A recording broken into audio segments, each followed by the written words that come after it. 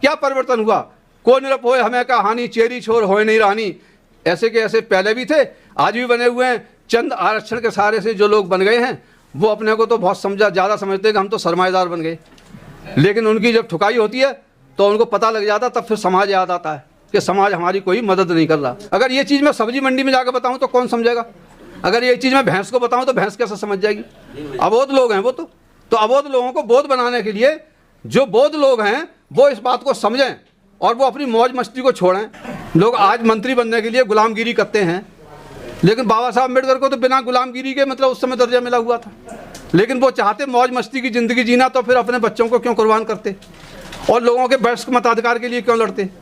तो सबसे पहले जो बाबा साहब अम्बेडकर का जो नाम न्यायप्रिय व्यक्तियों में पूरे विश्व में लिखा जाता है, वो इसलिए लिखा जाता है कि उन्होंने चाहे किसी भी बिरादरी का हो, किसी भी जाति का हो, किसी भी लिंग का हो, उन सब के लिए वयस्क मताधिकार की बात सबसे पहले उन्होंने कब करी?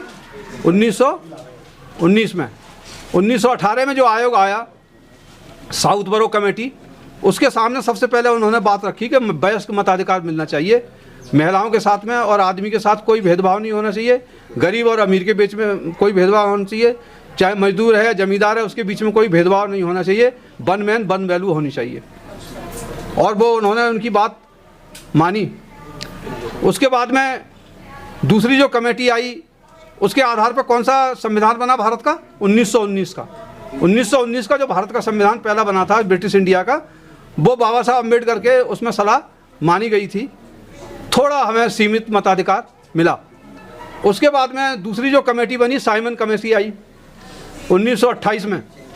उसके अंदर फिर बाबा साहब ने बहुत डिटेल में अपना प्रतिवेदन दिया और उनकी बात को उसमें बहुत हद तक माना गया। उसके आधार पे 3 गोलमेज कॉन्फ्रेंस बुलाई गई। नंबर 1 1930 में, नंबर 2 1931 में और नंबर 3 1932 में। लेकिन बाबा साहब अम्बेडकर तो तीनों में गए, लेकिन महात्मा गांधी जो देश के राष्ट्रपिता हैं, जिनको राष्ट्रपिता का खिताब दिया गया है, उन्होंने बाबा साहब अम्बेडकर का विरोध किया। वो नहीं गए। क्यों नहीं गए भाई? वो नहीं चाहते थे कि महिलाओं को अधिकार उनके बराबर। उन्होंने कहा 1942 में हम दे देंगे, अभी तो मतलब जो है ऐसे ही चलना है, तो जैसे चल रहा है। और भी लोग थे उनके साथी लोग, लेकिन बाबा साहब अम्बेडकर का नहीं, सबको अब हम आज़ाद होंगे तो अब सबके साथ में सभी को मताधिकार मिलना चाहिए। लोग चाहते थे कि उनको मताधिकार जो 8 पास हैं, इनकम टैक्स पेई हैं, जमींदार हैं और मतलब जो क्या नाम है पूंजीपति हैं, इंडस्ट्रियलिस्ट हैं, उनको ही सिर्फ मताधिकार मिलना चाहिए। पढ़े लिखे लोग हैं उनको मिलना चाहिए, सरकारी कर्मचारी उनको मिलना चाहिए। लेकिन बाबा साहब अम्बेडकर ने कहा कि जो मेरे लोग तो ये हैं ही नहीं, उनकी 1% भी संख्या नहीं है, तो फिर हम जो है कैसे लोकतंत्र का फ़ायदा उठा पाएंगे? जब लोकतंत्र मिलेगा उसका फ़ायदा हमें कैसे मिलेगा? जैसे हम अभी हैं वैसे ही हम बाद में, तो फिर हमें इस फ़ायदा क्या है इसका लोकतंत्र मिलने का? आज़ादी का हमें क्या फ़ायदा है? तो आज़ादी के पहले हिसाब किताब हो जाना चाहिए भाई। और उनसे कहा कि आप जब चले जाओगे तो फिर मिला कि नहीं मिला, पहले आप भाई हिसाब किताब कर दो। तो बाबा साहब डॉक्टर अम्बेडकर के लिए उसमें बुलाया गया। उन्होंने कहा कि हम ना तो हिंदू हैं, ना हम मुसलमान हैं, ना हम सिख हैं, ना ईसाई हैं, और ये मताधिकार जो मिलता है इस समय धर्म के आधार पर मिलता है। अपना रिप्रेजेंटेटिव जो मिलता है गवर्नमेंट में, मुसलमान अपना अलग मांगते हैं, हिंदू अपना अलग मांगते हैं, सिख अपना अलग मांगते हैं, ईसाई अपना अलग मांगते हैं, लेकिन जो अछूत कम्युनिटी है उसको तो वो किसी भी धर्म में है ही नहीं। हमें कौन सा अधिकार मिलेगा? इसलिए उन्होंने कहा कि हमारे लिए सेपरेट इलेक्टेड मिलना चाहिए और हमारी गिनती भी अलग होनी चाहिए। तो जो 1911 की जो पहली जनगणना हुई भारत के अंदर, वो जाति के आधार पर जनगणना करी गई। और वो किसके आधार पर करी गई? वो जो क्या नाम है, जो एक मुस्लिम नेता थे आगा खां, उनके कहने पे जाति की जनगणना करी गई पहली बार। और वो इसलिए करी गई कि वो ये चाहते थे कि हिंदू ज़्यादा संख्या में आ जाते हैं, उनको ज़्यादा रिप्रेजेंटेशन मिलता है। तो वो चाहते थे कि जो दलित वर्ग है, जो आदिवासी वर्ग है, उसको मतलब अलग गिना जाए ताकि हिंदुओं की संख्या कम हो जाए और उनका रिप्रेजेंटेशन कम हो जाए। तो मतलब उनको इसी में फ़ायदा था कि हम हिंदुओं के बराबर मुसलमान आ जाएंगे या हिंदुओं से ज़्यादा मुसलमान हो जाएंगे। अगर हम दलितों को और आदिवासियों को इसमें से निकाल देते हैं तो उनकी संख्या हिंदुओं की कम हो जाएगी। लेकिन इस बात को जब उन्होंने रखा जनगणना में 1911 की में, ये समय की बात नहीं है, सुनने की बात है, ये बात किसी को पता नहीं है इसलिए मैं बोल रहा हूँ। तो ये जब रखी बात, तो उस समय फिर साइमन कमीशन के जो प्रतिवेदन जब उन्होंने बाबा साहब को देखे तो उनकी बात को माना अंग्रेज़ों ने, और उनको तीनों गोलमेज कमीशन ने अपनी बात रखी और सबने उनकी बात मान ली। गांधी जी गए, गांधी जी के सामने मदन मोहन मालवीय थे, गांधी जी भी थे और भी लोग थे, लेकिन उनके सामने उन्होंने प्लीड किया बाबा साहब अम्बेडकर ने, उनकी बात मानी गई और उनको सेपरेट इलेक्टोरेट मिल गया। मिलने के बाद जब भारत में आए हैं, जो हमें गुलाम बना रहा है वो तो हमें दे रहा है सेपरेट इलेक्टोरेट, जो हमें अपना भाई मानता है, जो हिंदू मानता है, वो हमें नहीं दे रहा, और वो जिसको राष्ट्रपिता कह के हम पूज रहे हैं वो हमें नहीं दे रहा। वो कह रहा है ये तो मेरी कब्र पे मिलेगा, मेरे जीते जी नहीं मिल सकता। अनशन कर देता है और नहीं मिलता। पूना पैक्ट होता है 1932 में पूना पैक्ट होता है, और उसकी जड़ में से निकला है क्या? आरक्षण, जिस पर आप लोग खुश होते हैं। कोई खुश होने की बात नहीं है। हमें आज आरक्षण की जरूरत ही नहीं पड़ती अगर हमें सेपरेट इलेक्टेड मिल जाता। मताधिकार वो चीज है।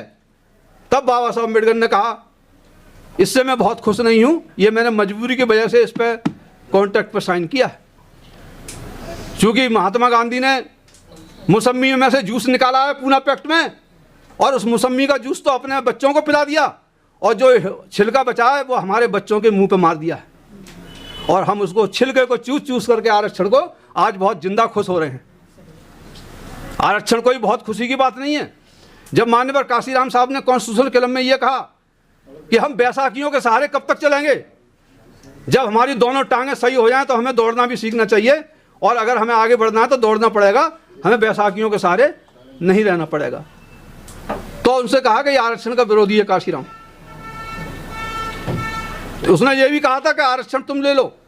जो लोग आरक्षण का विरोध करते थे, काशीराम जी ने कहा कि आरक्षण तुम ले लो और बाकी चीजें तुम्हारे पास है वो हमें दे दो। जो तुम्हारे पास है वो हमें दे दो और हमारा आरक्षण तुम ले लो। अगर जो बहुत अच्छा है आरक्षण तुम ले लो। और आज काशीराम जी की बात बहुत सही साबित हुई। जब EWS का आरक्षण लागू हुआ तो उन्होंने कहा यह सिर्फ सवर्णों का आरक्षण है, इस 10% के अंदर ना कोई शेड्यूल कास्ट घुस सकता है, ना कोई OBC घुस सकता है, ना कोई दूसरा घुस सकता है। तो 10% भाई ये आरक्षण हुआ कि EWS हुआ, ये तो बताओ। ये निखाला सवर्णों का 10% आरक्षण है, उसमें कोई भी नहीं घुस सकता। और आरक्षित वर्ग जो है, जिसका मुकदमा अभी राजस्थान कोर्ट से अभी हाई कोर्ट सुप्रीम कोर्ट में आया है, क्या है वो? उसने यही तो कहा था कि भाई जो जनरल मेरिट में आता है उसको दे दी जाए जगह। वो नहीं दे रहे थे। सुप्रीम कोर्ट ने कहा कि भाई जनरल तो जनरल ही है, जब मेरिट में आ रहा तो उसको दे दो, लेकिन नहीं देते। भाई तुम जनरल में जो 50% आरक्षण जो जगह है जनरल की उसमें भी नहीं दोगे, 10% EWS में भी नहीं दोगे, तो तुम उसको खूंटे से बांध रहे हो भैंस के लिए, या किधर जाएगी? इसको चारा भी नहीं डाल ले तुम। तो भैया काय का जो भाईचारा है, काय का हिंदू चारा है, काय का मतलब जो समरसता है, ये तो बता दो। तो इसलिए ये मताधिकारी वो चीज़ है। बाबा साहब डॉक्टर अम्बेडकर ने कहा कि मैं इसलिए दे रहा हूं कि political power is the master key which can open each and every lock. यही वो चाबी है जिससे सभी दरवाजे खुल सकते हैं। अगर जो हिंदुत्व की रक्षा करने वाले बहुत ही महान हैं तो अभी इतने सालों से क्यों नहीं कर पाए? जब सत्ता मिली है तभी क्यों रक्षा हो रही है? सांस्कृतिक अगर विकास आपका हो सकता है तो सत्ता के बिना नहीं हो सकता। जब मुसलमानों का यहाँ पे हिस्सेदारी थी तो उनका विकास यहाँ पे हुआ। आज वो पाकिस्तान चले गए तो कहते हैं अब उनका देश ही नहीं है, उनके मताधिकार भी छीन लेना चाहिए। आज देश के नागरिक ही नहीं है तो क्यों आ रहा है उनके ऊपर आफत? क्योंकि वो उनका जो है राजनीति में हिस्सेदारी लगभग भारत के अंदर ख़त्म हो चुकी है। उनके लिए कोई भी किसी तरह का संरक्षण भी यहाँ पर भारत में मिलने वाला नहीं है। तो सबसे ज़्यादा उनके लिए ये चिंता का विषय बन गया है। और दलितों के लिए भी, दलितों के लिए तो इसलिए नहीं है क्योंकि उनको तो हिंदू बना लिया है। क्योंकि अगर वो हिंदू फोल्ड में से निकल जाते हैं तो अल्पसंख्यक बन जाएंगे। OBC को भी काशीराम साहब ने संघर्ष किया आरक्षण के लिए, किसी OBC नेता ने नहीं किया। माननीय काशीराम जी ने OBC को समझाया बैकवर्ड के लिए कि जिस दिन तुम्हारे लिए आरक्षण मिल जाएगा उस दिन तुम चमार के बच्चों जैसे बन जाओगे। क्योंकि चमार का बच्चा जब IAS बन जाता है तो लाल बत्ती लेकर के गांव में जाता है और तुम्हारे खेत में हल चलाता है उसका बाप, तो तुम्हें कैसा लगता है? बदल जाता है कि नहीं बदलता है? इस तरीके से ये भी एक राजनीति में तुम्हें भले हिस्सेदारी नहीं मिल रही है, अगर प्रशासन में हिस्सेदारी मिल रही है तो ये भी आपका एक तरह से बहुत बड़ा मतलब सौभाग्य है।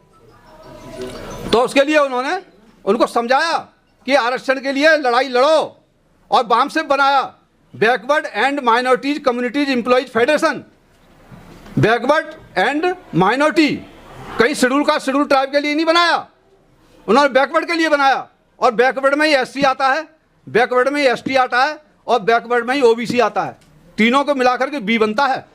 और बाकी लोग जो कन्वर्टेड मतलब जो लोग हैं, मुसलमान हैं, क्रिश्चियन हैं और मतलब सिख हैं, वो भी मतलब उसी के अंदर आते हैं, बी के अंदर। इसलिए backward and minority community employees federation बनाया और उस फेडरेशन को उस कल्चर की नींव डाली। जिस तरह से एक समूह होता है, सांस्कृतिक समूह, हिंदू है, मुसलमान है, उसी तरह से बामसेफ नाम का एक संगठन बनाया गया जो कल्चरली बहुत रिच था, और उसका नाम उन्होंने बहुजन समाज रखा। बुद्धिज्म में कम लोग थे, बौद्ध तो इतने लोग एकदम नहीं बन सकते, लेकिन बहुजन समाज में एकदम चूँकि राजनीतिक लालच था उसके अंदर, बहुत तेज़ी से जुड़ा है एससी एसटी ओबीसी, और उसको रिजर्वेशन भी मिल गया बहुत जल्दी, 90 में मतलब लागू भी हो गया। तो एससी एसटी और ओबीसी एक नया समाज बना जो हिंदू समाज का ही एक अंग था, और वो बहुजन समाज बहुत पॉपुलर हुआ। उसके बिना अब भारत के अंदर ना कोई सत्ता प्राप्त कर सकता है और ना कोई किसी को सत्ता से हटा सकता है। इसलिए जिस तरह से हिंदू समाज में जातिवाद है, इसी तरह से क्या नाम है, इस बहुजन समाज के अंदर भी उस जातिवाद को निरंतर मतलब जो है आपस में नेताओं को और पार्टियों को, जो उनकी दलितों की पार्टियां बनाई जा रही हैं, बहुत सारे संगठन बनाए जा रहे हैं, जैसे जातियां बनाई गई थी, आपस में लड़ते रहें ताकि जो मेजॉरिटी वाला बहुजन समाज है वो इकट्ठा नहीं हो और माइनॉरिटी वाला समाज इस देश के ऊपर वैसे ही शासन करता रहे जैसे उसने अंग्रेज़ों के ज़माने में किया, मुग़लों के समय में किया, और उसके बाद में मतलब जो है भारत जब आज़ाद हुआ उससे लेकर के करता रहा। तो इस चीज़ को समझना पड़ेगा। और जो वयस्क मताधिकार है, जो बहुत मुश्किल से बाबा साहब डॉक्टर अम्बेडकर ने संघर्ष करके 1918 से लेकर के और 1932 तक, और उसके बाद में फिर आज़ादी के बाद में भी निरंतर उन्होंने लड़ाई लड़ी, और मतलब जो है जो वोट का अधिकार था देते हुए उन्होंने एक बात कही संविधान पेश करते हुए, आज मुझे बड़ी चिंता हो रही है। खुश होना चाहिए था ना, खुश नहीं थे वो कह रहे मुझे बड़ी चिंता हो रही है संविधान देते हुए, क्योंकि आज से हम दोहरी जिंदगी में प्रवेश कर रहे हैं।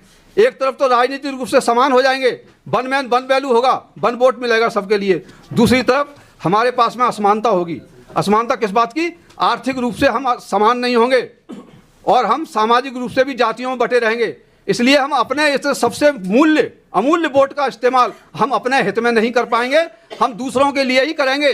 जैसे हम मजदूर पैदा होते हैं, फिजिकली लेबर करते हैं और एक पूंजीपति की फैक्ट्री में काम करके उसको मालदार बनाते हैं, एक जमींदार के खेत में करके उसको मालदार बनाते हैं, लेकिन खुद गरीब रहते हैं, अपने बच्चे को पढ़ाई नहीं पाते हैं। तो इसमें क्या हुआ, क्या परिवर्तन हुआ? को निरप होए हमें का हानि, चेरी छोर होए नहीं रानी।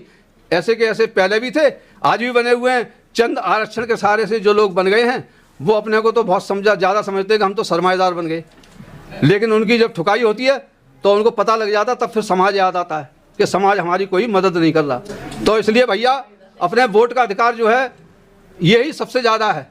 अगर आपकी जनता 80 करोड़ आपकी आबादी है इस देश के अंदर, तो ज़्यादातर जो लोग हैं उसमें 80 करोड़ में भी मैं समझता हूँ 75 करोड़ तो यही लोग होंगे जो मताधिकार को ही सबसे बड़ी चीज़ समझते हैं। उनके पास ना धन है ना दौलत है, कुछ भी नहीं है, अपना श्रम है सिर्फ, उसके सहारे जिंदा रहते हैं। और श्रमिकों को अगर आपको असली इस देश का मालिक बनाना है तो उनके मताधिकार के बारे में उनको बताना पड़ेगा, क्योंकि समझदार लोगों को इसलिए बुलाया जाता है, कम लोगों को, कि लेस मतलब जो पीपल होते हैं और मोर इफेक्ट पड़ता है। लेस पीपल मोर इफेक्ट, जो कम लोग होते हैं समझदार, वो ही उनके दम में ग्रास्पिंग पावर होती है, तो वो उसको समझते हैं। अगर ये चीज़ मैं सब्जी मंडी में जाकर बताऊं तो कौन समझेगा? अगर ये चीज़ मैं भैंस को बताऊं तो भैंस कैसे समझ जाएगी? अबोध लोग हैं वो तो अबोध लोगों को बोध बनाने के लिए जो बोध लोग हैं वो इस बात को समझें और वो अपनी मौज मस्ती को छोड़ें। अगर आपको 2 दिन की छुट्टी मिलती है एक वीक में, एक दिन अपनी बीवी को दें और टीवी को दें, बाकी समय आप समाज को दे दें, तो मैं समझता हूँ किसी पार्टी में जुड़ने की आपको ज़रूरत नहीं है। सिर्फ बाबा साहब डॉक्टर अम्बेडकर के वोट के राइट में बता दो और बाबा साहब डॉक्टर अम्बेडकर के धर्म के बारे में बता दो, तो उनके पास अपनी राजनीतिक पावर आ जाएगी वोट के सहारे और सांस्कृतिक शक्ति आ जाएगी बौद्ध धर्म के सहारे। यही 2 ही चीज़ याद रखनी है, बौद्ध धर्म और मताधिकार। मैं समझता हूँ आपको असली आज़ादी जब मिलेगी जब इन दोनों चीज़ों पर आप संघर्ष करेंगे। किसी संगठन की आपको ज़रूरत नहीं है, किसी पार्टी की ज़रूरत नहीं है। सिर्फ हर व्यक्ति जो पढ़ा लिखा आदमी है उसकी एक अपनी पार्टी है, उसकी एक जिम्मेदारी है कि अपने अबोध बच्चों को और अपने अबोध भाइयों को, नागरिकों को, रिश्तेदारों को ये बात ज़रूर बताएं कि वोट में कितनी बड़ी ताकत होती है और कल्चर में कितनी बड़ी ताकत होती है। अगर ये दोनों चीज़ें हमारी समझ में आएगी तो आप आज़ाद हो जाएंगे। आपको कोई भी राजनीतिक पार्टी और ना कोई मतलब जो है पूंजीपति आपको कभी भी नहीं रोक सकता है।